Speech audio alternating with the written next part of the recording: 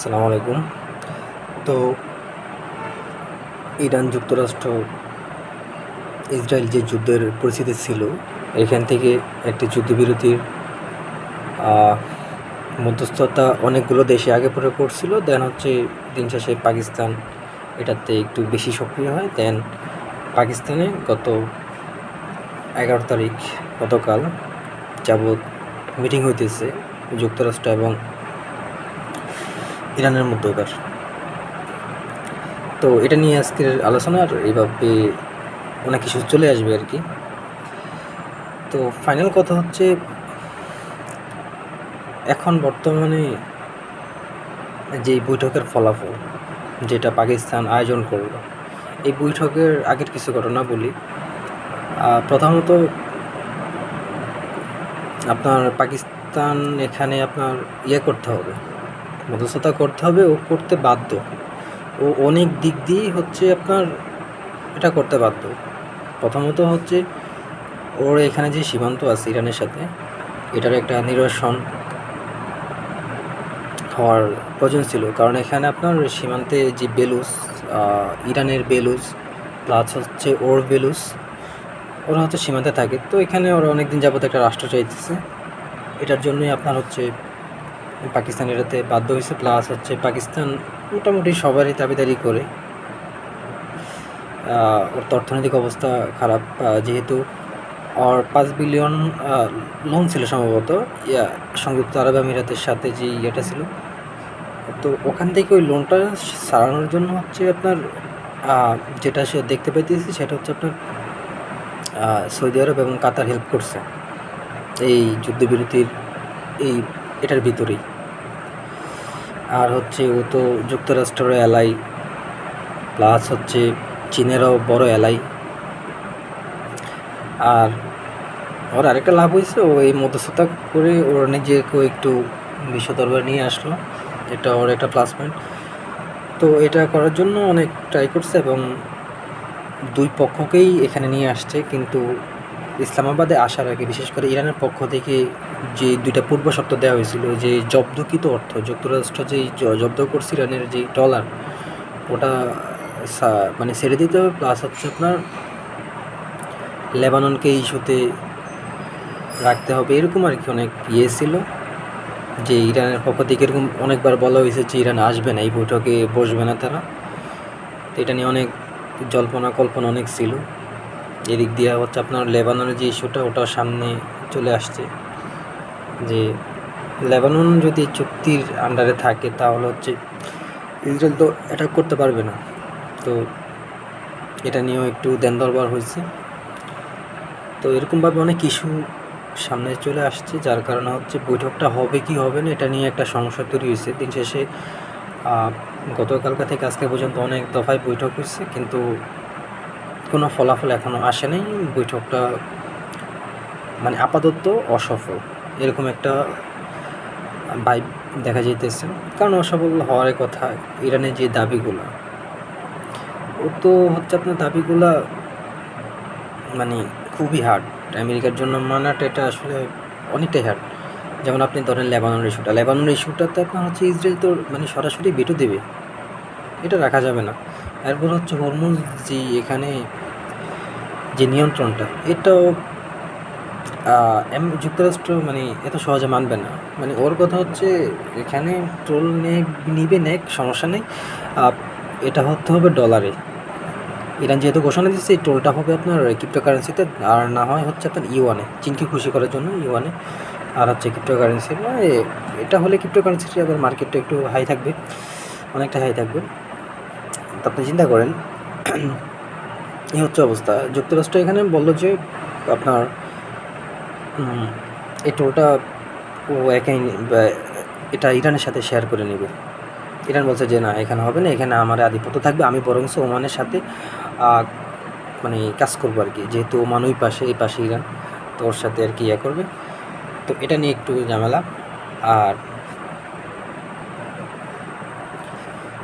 আর হচ্ছে আপনার নিয়ে সমস্যা ছিল, ইউরেনিয়াম নিয়ে। ইরানে যে 10 দফা ছিল, ওখানে ইউরেনিয়ামের কথা ছিল যে ইউরেনিয়াম ওদের কাছে থাকবে আর কি, ইরানের কাছে থাকবে। তো এটা তো আসলে পসিবল না, এটা আসলে ওরা মানবে না। যেটার জন্য এত যুদ্ধ, যেটার জন্য এত কিছু, এটা তো মানে এত সহজে মানবে না। এই হচ্ছে আপনার অবস্থা। তো দিন শেষে এই হচ্ছে ফলাফল। আর এই যুদ্ধে কোন মানে যে বৈঠক হবে হয় আগে পরে তো অনেক বৈঠক হয়েছে, মানে ইস্যু তো ঘুরে ফিরে একটাই, মানে কয়েকটা ইস্যুই তো ঘুরে ফিরে। তো এগুলো তো কোনো পক্ষই কাউকে ছাড় দিতেছে না, ঠিক আছে? সেটা হোক যুক্তরাষ্ট্র, সেটা হোক ইসরায়েল, সেটা হোক ইরান, কেউ তো কাউকে ছাড় দিতেছে না, ঠিক আছে? তো এটা আসলে নতুন কিছু নয়, জাস্ট একটা এই যুদ্ধটা আর কি মূলত বন্ধ রেখে সবাই মানে সব পক্ষই আর কি নিজেকে আবার একটু নতুন করে জ্বালাই করে নিবে, এটার আর কি ধান্দা ছিল। আর হচ্ছে যে দেখেন আরেকটা বিষয়, এই যুদ্ধবিরতি বা এইসব এগুলো হবে না যতদিন পর্যন্ত মানে আমার ধারণা মতো বা আমার মতে যতদিন পর্যন্ত আপনার হচ্ছে ইসরায়েল নামক এই রাষ্ট্রটা এখানে থাকবে, এটা হবে না রে ভাই, এটা হবে না। আর হচ্ছে আরেকটা ইস্যু আছে, সেটা হচ্ছে এই ইসরায়েল ওর যেই লবিটা, এটাই তো মূলত যুক্তরাষ্ট্র চালায়, ঠিক আছে? ওই যে ব্রিটিশ একজন রাজনীতিবিদ ছিল না, তো না বললো কদিন আগে যে নেতানিয়াহু যদি মারা যায়, মানে এটা টুইট করলো আর কি, নেতানিয়াহু যদি মারা যায় তাহলে যুক্তরাষ্ট্রকে চালায়, এ হচ্ছে অবস্থা। তো এটা হবে না, যেহেতু ও হচ্ছে মার্কিন যুক্তরাষ্ট্রের যেই এলিট শ্রেণীটা, যে অ্যাভিস্টেন শ্রেণীটা, এই এলিট শ্রেণী অ্যাভিস্টেন শ্রেণী তো আপনার হচ্ছে ইসরায়েলের দ্বারা নিয়ন্ত্রিত। এটা তো হবে না। অনেকে বলে না যে ইরান এখন যদি করে কি জানি বলে, এসব গাদ্দারি মেনে নেয়, যুক্তরাষ্ট্র এসব গাদ্দারি মেনে নেয়, বা তার যে তেল আছে এখানে যদি আপনার যুক্তরাষ্ট্রের কোনো কোম্পানিকে দিয়ে দেয়, তাহলে এইসব যুদ্ধ কিছুই হবে না, সব আগের মতো ঠিকঠাক হয়ে যাবে। এগুলো ফাও কথা ভাই, এগুলো হচ্ছে ফাও কথা। ইসরায়েল সে নিজের এই অঞ্চলটাতে মনে করে যে সে মানে এখানে জায়গা দখল করবে, সুপার পাওয়ার হবে, ঠিক আছে? লেবানন, সিরিয়া, ইরাক, এসব আর কি। তো এখানে দুইটা দেশে মূলত বাধা, সেটা হচ্ছে আপনার তুরস্ক আর হচ্ছে ইরান। তো ও মানে এসব চাইবে না। ওর কথা হচ্ছে মানে এই দুইটার জন্য শক্তি যা আছে, তুরস্ক এবং ইরান, এদের জন্য শক্তিটা আপনার হচ্ছে হয়, কি জানি বলে, মানে ক্ষয় হয়। ওরা যেন নিষ্ক্রিয়, অন্যান্য আরবদের মতো যেন নিষ্ক্রিয় হয়ে পড়ে, এরকম আর কি হয়ে যাবে। এগুলো হচ্ছে কথা। মার্কিন যুক্তরাষ্ট্রের এমনিতেই তেল আছে, প্লাস হচ্ছে ও যে তার ইউরোপীয় যে মিত্রদেরকে আপনার বা চীন ওদেরকে যে চাপে রাখবে, ওটারও ওর কাছে টুলস ও আগে রেডি করে রাখছে। এই ইরান অ্যাটাকের আগে কিন্তু আপনি দেখেন ভেনেজুয়েলাতে অ্যাটাক করা হয়েছে, তো ওখানে তো হচ্ছে তেলের ভান্ডার, তেল গ্যাস সব কিছুই মানে এভরিথিং। তো ও নিজেরটাও খাইতেছে, প্লাস হচ্ছে আপনার আশেপাশে এরকম, তারপরে মধ্যপ্রাচ্য তো আছে, যে ওপেকের কান্ট্রিগুলো ওরা তো আছে, তাই না? ওর তো সবই আছে, কিন্তু কথা হচ্ছে এখানে আপনার ইসরায়েলের জন্য ওর এখানে আসতেই হবে, এটা হচ্ছে কথা। আর এসব চুক্তি টুক্তি এগুলা বৈঠক এগুলা কিছুই না, এগুলা জাস্ট একটা বাতাবাজি, এগুলো চলতেই থাকবে আর কি। যতদিন ইসরায়েল রাষ্ট্র আছে ততদিন এগুলো চলতেই থাকবে, এটা হচ্ছে কথা। আর যদি আপনার হচ্ছে আমেরিকার কোনো প্রেসিডেন্ট তার কথা না শোনে, ইসরায়েলের কথা যদি একটু তিরিং বিরিং করে, তাহলে যে কেনেডির মতো অবস্থা হবে, এরকম আর কি। তো এই হচ্ছে আমেরিকার অবস্থা। মার্কিন যুক্তরাষ্ট্র হচ্ছে আপনার ঘরে এবং বাহিরে উভয় সাইড মানে এমন ক্ষতিগ্রস্ত হইতেছে যা বলার বাইরে। এখন সেই তো বড় শক্তি, সে তো আর কান্নাকাটি করবে না, সে তো কাউকে বুঝতেও দিবে না, তাই না? এটা হচ্ছে কথা। তার ঘরের ভিতরে এমন এমন বিক্ষোভগুলো হইতেছে, মানে মিলিয়ন মিলিয়ন লোক, তারা আর্থিক অবস্থা খুবই খারাপ, 39 ট্রিলিয়নের উপর লোন, তার যুদ্ধাস্ত্র মানে একবারে সংকট। এখন যদি চীনের সাথে বা অন্যান্য কোনো বড় শক্তির সাথে, বড় শক্তির ধরেন চীনে আছে বর্তমান, চীন যদি তাইওয়ানে কোনোভাবে একটু চুলকানি দেয়, তো ওখানে তো এটাকে দিতে পারবে না, ওর অস্ত্র তেমন একটা নাই তো। হ্যাঁ আছে, যথেষ্ট আছে, কিন্তু কথা হচ্ছে আগের মতো নাই। আর বাহিরে মার্কিন যুক্তরাষ্ট্র আপনার হচ্ছে তার এলাই হারাইতেছে। মার্কিন যুক্তরাষ্ট্রকে মানে এরকম দেখা গেলে কী হবে, কিন্তু সে এমন একটা পরিস্থিতি মানে তার ক্ষতি করতেছে। আসলে একটা কথা কি, কোনো সাম্রাজ্যত্ব আপনার হচ্ছে মানে সব সময় থাকে না। এই যে আমাদের এখানে বা উপনিবেশ ছিল আমাদের এই উপমহাদেশে বা আফ্রিকাতে ছিল, আফ্রিকাতে এখনও কিছু কিছু কান্ট্রিতে আছে, আর আমাদের এখানেও উপনিবেশ ছিল, এখন কি আছে? নাই। এখন সিস্টেমে উপনিবেশ চলতেছে, তাই না?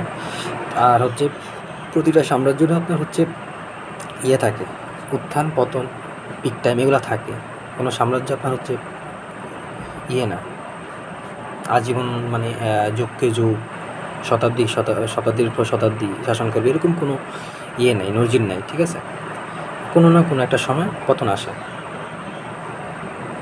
তো আমেরিকার পতনের হিস্টোরি একটু পরে আলাপ করতেছি। তো আমেরিকা হচ্ছে আপনার তার যে মিত্র, বিশেষ করে এই যে কানাডা, একটু আগে কানাডার হচ্ছে আপনার প্রধানমন্ত্রী, ও হচ্ছে আপনার মানে যুক্তরাষ্ট্রকে কত পাশের দেশ, একবারে হুমকি দিয়ে যে যুক্তরাষ্ট্রের আধিপত্য মানা যাবে না, আমাদের নিজেদেরকে তৈরি হতে হবে, হ্যান ত্যান তালিবালি। আপনি ফ্রান্স দেখেন, ফ্রান্স তার নিজের যে স্বর্ণ ছিল বা মার্কিন যুক্তরাষ্ট্রের ইয়েতে বোল্টে, ওটা নিয়ে আসছে, ওই স্বর্ণগুলো নিয়ে আসছে ফ্রান্স। স্পেন তো অলরেডি হুমকি দিয়ে দিচ্ছে। ইউকেও মানে এখন পাশে নেই, ঠিক আছে? মার্কিন যুক্তরাষ্ট্রের ইউকে পাশে নেই, যে ইউকে আর ইউএস মানে এরা মিলেঝিলে মানে সব পক্ষই, তারপর মানে এরা এখন আগের মতো নাই, এটা হচ্ছে কথা। ইভেন এখান থেকে আপনার হচ্ছে এই মার্কিন যুক্তরাষ্ট্রের জন্য তার মিত্রদের অনেক ক্ষতি হয়েছে। স্পেন, ইতালি, ইউকে, ইরাক থেকে দেখতেছি মানে ঘাঁটিগুলা সরাই নিতেছে। তারপর নেটওয়ার্ক ঘাঁটি ছিল আপনার হচ্ছে ইরাকে, অন্যান্য জায়গায়। তো পোল্যান্ড, স্পেন, এইসব কান্ট্রিগুলো তার নেটোতে তো তার একটা অংশীদারিত্ব আছে। এছাড়াও হচ্ছে আপনার নিজস্ব ঘাঁটি ছিল, এই ঘাঁটিগুলো ছাড়তেছে কেন? এই যুদ্ধের কারণে। এই যুদ্ধ কে বাঁধাইছে? মার্কিন যুক্তরাষ্ট্র। তো এই যুদ্ধের কারণে আপনি দেখেন যুক্তরাষ্ট্র তার মিত্রদের কাছ থেকে এমন রিয়া পাইতেছে। এই গতকালকে হচ্ছে আপনার স্পেনের প্রধানমন্ত্রী আপনার হচ্ছে চীন সফর করলো, ঠিক আছে? এরপর হচ্ছে আপনার চীন তাইওয়ান সফর করলো। চীনের আপনার হচ্ছে কি জানি বলে একজন প্রতিনিধি তাইওয়ান সফর করলো, তাইওয়ানের বিরোধী দলের নেত্রীদের সাথে আলাপ করলো। দেন হচ্ছে আপনার নর্থ কোরিয়াতে গেল, ঠিক আছে? তো দেখেন চীনের পলিসিগুলো, ওখান দিয়ে আপনার হচ্ছে করতেছে মার্কিন যুক্তরাষ্ট্রের মানে যেভাবে ক্ষতি করা যায় আর কি। এমনও গত 2 দিন আগে খবর আসছে যে এই যুদ্ধের মানে মধ্যেই আগামী সপ্তাহে আপনার হচ্ছে চীন ম্যানপেটস যেগুলো আপনার হচ্ছে করার জন্য হেলিকপ্টার বা বিমানের ধ্বংস করার জন্য ম্যানপেটস পাঠাইতেছে আপনার ইরানকে, এরকম একটা আসছে। সে তার ইউয়ান দিয়ে আপনার হচ্ছে হেল্প নিতেছে ইরানের সাথে। কারণ দুইটা কান্ট্রি নিষেধাজ্ঞা প্রাপ্ত দেশ, তোরা নিজেদের ভিতরে তো লেনদেন করা স্বাভাবিক। এখন তো আপনার হচ্ছে কি জানি বলে চীনের যে আপনার হচ্ছে মুদ্রা ইউয়ান, এটা সামনে নিয়ে আসছে। তা আপনি যুক্তরাষ্ট্র লাভ দেখতেছেন কেউ, ওর তো ক্ষতি হইতেছে। কিন্তু চীন সিস্টেমে তার এলাই তৈরি করতেছে। ইউরোপ আস্তে আস্তে যুক্ত এসেছে চীনের দিকে, তো এখানে দিন শেষে চীনের লাভ। তো মার্কিন যুক্তরাষ্ট্র তো এগুলো বুঝতেছে না। তার তো এখন মনে করেন যে আপনার যেই লোন আছে, মানে তার তো বড় শক্তি হচ্ছে আপনার ডলার, তাই না? মানে ওর বড় মাথা। ওই যে অনেকে বলে না যে ও এত অস্ত্র পায় কই, ও এত টাকা পায় কই, ওর কিছু হয় না, হ্যান ত্যান তালিবেল। আরে ভাই, ডলারটা তবু তৈরি করতেছে, ও তো কোনো সমস্যা হবে না, তাই না? যতদিন পর্যন্ত আপনার হচ্ছে ডলারের অধঃপতন না হবে। আর হ্যাঁ, এটা অবশ্যই সময়ের ব্যাপার, হবে, ধীরে ধীরে হবে, সময় লাগবে। তো এটা ছাড়া হচ্ছে আপনার যুক্তরাষ্ট্রের তেমন আপনি কোনো ক্ষতি করতে পারবেন না। ও এমন একটা সাইডে বসবাস করতেছে, ওর আশেপাশে তো কোনো শত্রু রাষ্ট্র নেই বা ওরকম কোনো শক্তিশালী কোনো রাষ্ট্র নয় মানে আপনার হচ্ছে সামরিক দিক থেকে। তা আপনি কীভাবে ওরে করবেন? ও তো ভৌগোলিকভাবে আপনার হচ্ছে নিরাপদ, তাই না? তো ওর মেন তো আপনার হচ্ছে শক্তিটা আপনার ডলারে। আর ডলারটা যতদিন ওখানে আঘাত করা যাবে, এবং চীন এবং ইরান ওটাই করার ট্রাই করতেছে, ডলারে আপনার হচ্ছে আঘাত করতেছে। এখন দেখা যাক সামনে কী হয়।